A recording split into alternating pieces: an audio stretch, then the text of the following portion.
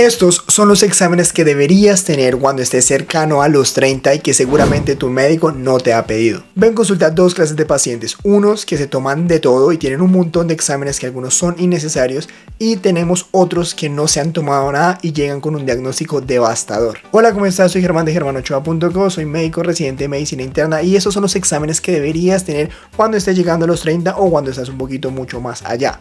Tenemos tres grandes bloques. Lo primero, lo que sí o sí deberías tener, esos exámenes de sangre que no te pueden faltar a esta edad si no quieres tener un diagnóstico devastador en unos años.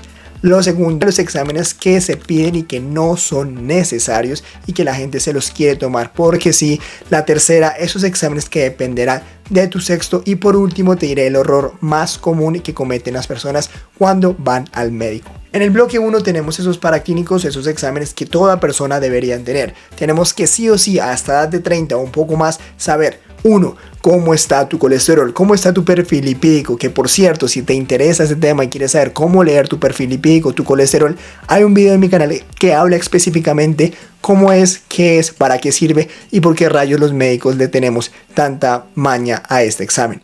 Lo segundo es la parte del azúcar. ¿Cómo está tu azúcar? ¿Cómo está tu glicemia?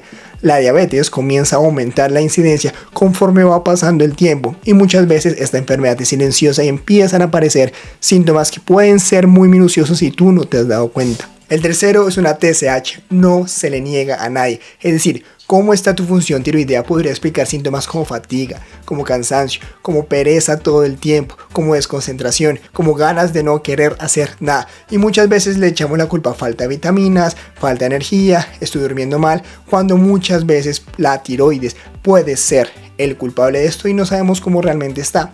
Por otro lado, podemos también tomar exámenes de creatinina y uroanálisis.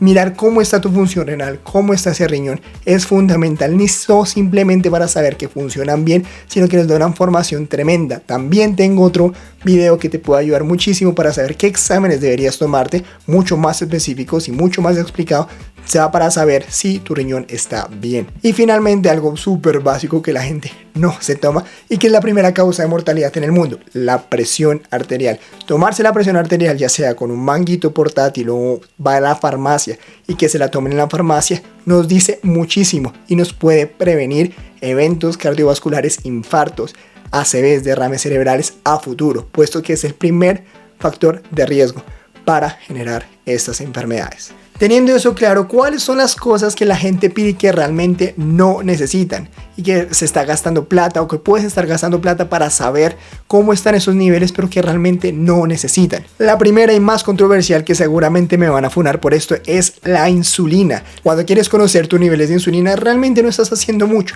¿Por qué? Supongamos que tu insulina está alta. Si tu insulina está alta, seguramente ya tienes marcadores o ya tienes algunas características en tu cuerpo que te permite saber que tienes esa insulina alta, como un aumento en el perímetro abdominal.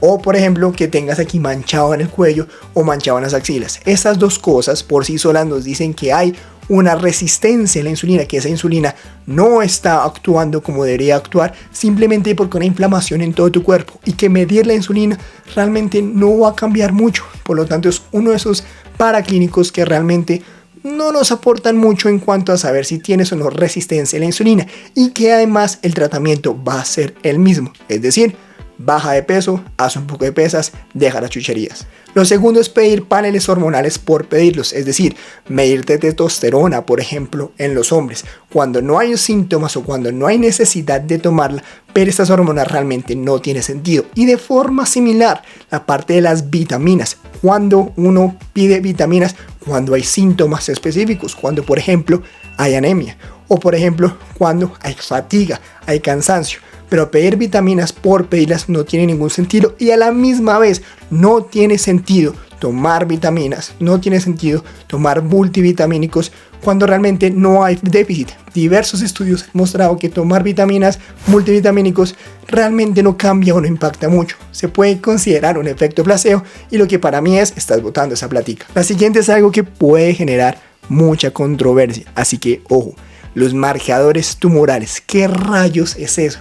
No sé si alguna vez has ido al médico y te piden algunos marcadores que te dicen vamos a ver si eso está elevado para saber si o no tienes un tumor, y que cuando salen elevados Eso es un martirio para la persona que viene y ve esos exámenes. ¿Por qué? Los marcadores tumorales como el CA19, el CA125, el antígeno carcinoma embrionario, digamos que son marcadores que se elevan por muchas causas y que generan mucho estrés en los pacientes. Por lo tanto, pedirlos por pedirlos no tiene sentido. Ojo, acá hay una cosa interesante y es que hay unos marcadores tumorales como los que te acabo de mencionar que no tienen mucha relevancia, pero hay otros que sí podrían importar. Por ejemplo, el PSA o el antígeno prostático podría ser interesante para aquellos pacientes hombres que tienen más de 40 años. Y finalmente, tomar resonancias o tomografías, imágenes del cuerpo entero sin indicación puede generar más que todo ansiedad. Estos exámenes innecesarios pueden generar una bola de nieve y generar ansiedad y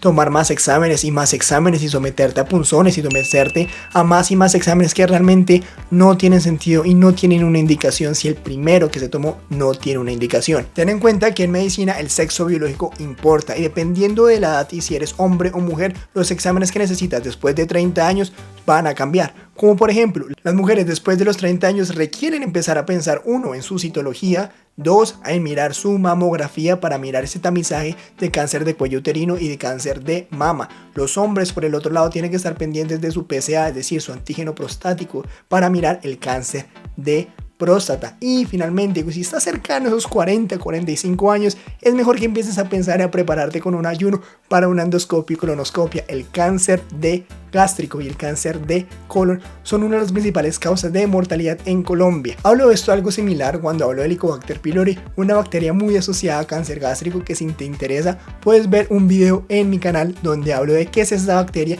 cómo se asocia a cáncer gástrico y te explico si deberías tratarlo según tu caso. Por cierto, si quieres que haga un video específico de qué exámenes necesita un hombre o una mujer en diferentes rangos de edad, deja un comentario en los comentarios para yo saber y poder ponerme a trabajar. Finalmente, el error más común que cometen las personas es que no se hacen exámenes. Pasamos la vida prolongando, no queriendo ir al médico, no queriendo saber cómo estoy, y esto es un error. He visto muchos casos en donde las pacientes no van al médico simplemente por pereza, por miedo, y cuando vienen por primera vez por urgencias, una consulta prioritaria porque ya hay síntomas, usualmente el diagnóstico suele ser devastador, muy tristemente, y donde ya no hay nada que hacer. Ponte a pensar, ¿hace cuánto no te haces un perfil lipídico? Por ejemplo, las guías nos dicen que deberíamos tomarlo por lo menos una vez a los 18 años y por lo menos cada 3 o 5 años dependiendo de tu caso.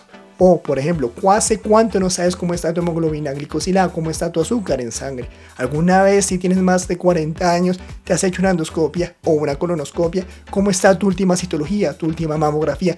Todas esas cosas son importantes por alguna razón, nos la piden a nosotros por alguna razón. Recuerda, un chequeo médico no es una lista sin fin de cosas por chequear, sino es una evaluación de riesgo basado en tu persona. Te agregaría muchísimo si te suscribes, me ayudas a crecer mucho este canal, dale like, deja algún comentario para poder ayudar al algoritmo a decir que este canal te interesa, toca la campanita y si te gustó nos vemos en un próximo video. Chao, chao.